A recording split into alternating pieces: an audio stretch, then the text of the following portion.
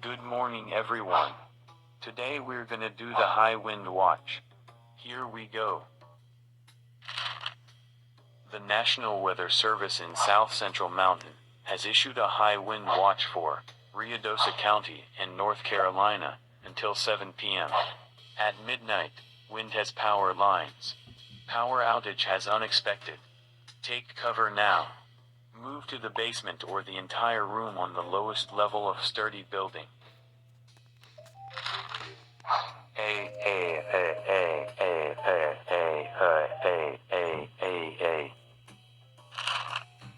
Scare you?